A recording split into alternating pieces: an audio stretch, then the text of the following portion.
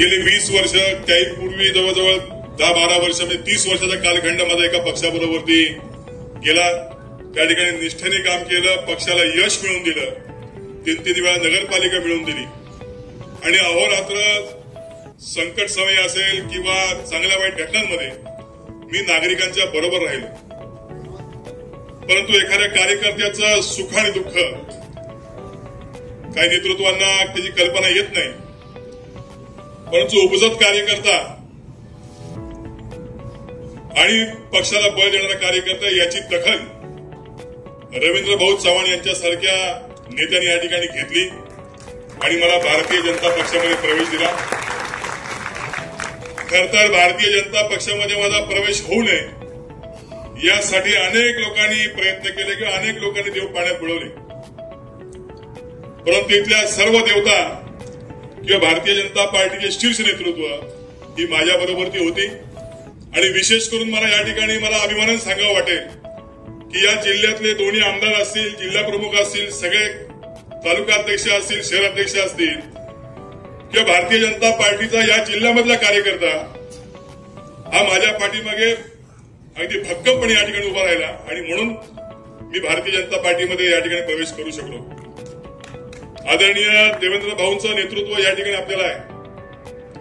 देशाचे पंतप्रधान नरेंद्रजी मोदी यांच्या दृष्टिक्षेपातला आपल्याला भारत या ठिकाणी घडवायचा आहे।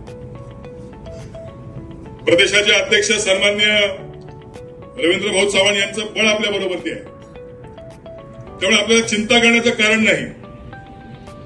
भारतीय जनता पक्षामध्ये आपण सर्व माझ्या सहकारी या ठिकाणी आल्यानंतर इथल्या नगर परिषदेचं, इथल्या विधानसभेचं एकंदरीत चित्र या ठिकाणी बदललेलं आहे आणि म्हणून चव्हाण साहेब तुम्हाला या ठिकाणी सांगतो की या जिल्ह्यामध्ये आपल्याला इथून पुढे प्रत्येक स्थानिक स्वराज्य संस्थेवरती प्रत्येक निवडणुकीमध्ये या ठिकाणी भारतीय जनता पक्षाचा झेंडा या ठिकाणी फडकलेला या ठिकाणी दिसेल असा शब्द मी तुम्हाला या ठिकाणी देतो।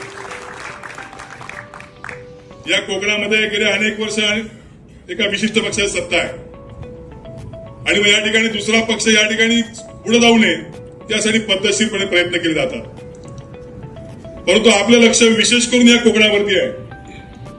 या विधानसभेतला कोट्यावधीचा निधी गेल्या 10 वर्षातला आपण दिलेला आहे। या जिल्ह्यामधल्या वेगवेगळ्या भागांमध्ये विधानसभेमध्ये भरभरून निधी देणारे हे आपले नेते आहेत, परंतु त्याचं श्रेय मात्र दुसरे घेत होते।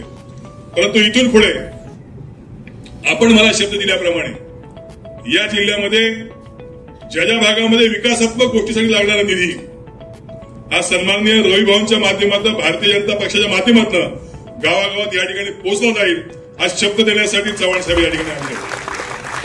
आमच्या कोकणातल्या फार काही अपेक्षा नसतात, रस्ता, पाणी, वीज, त्याचप्रमाणे आमच्या कोकणातल्या रवी भाऊ रोजगाराच्या देखील संधी या ठिकाणी आपल्याला उपलब्ध झाल्या पाहिजेत। या सगळ्या बाबीसाठी रवी भाऊ आपल्याला मार्गदर्शन करणार आहेत। मला एवढं सांगायचं आहे की आमची सगळी मंडळी आज भारतीय जनता पक्षामध्ये प्रवेश करणार आहेत आणि त्यांना आपण सन्मानाने या ठिकाणी सामावून घेण्याची मला कल्पना आहे।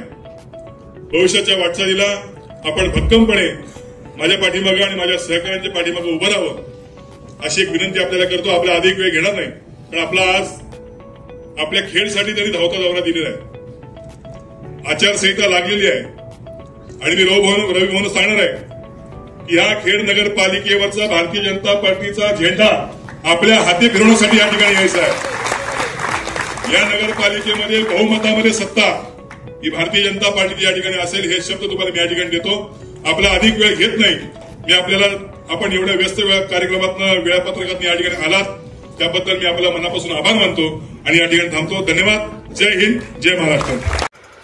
नवीन घडामोडी पाहण्यासाठी आजच आम्ही मुंबईकर 24 तासला लाईक करा, सबस्क्राईब करा आणि अपडेट रहा।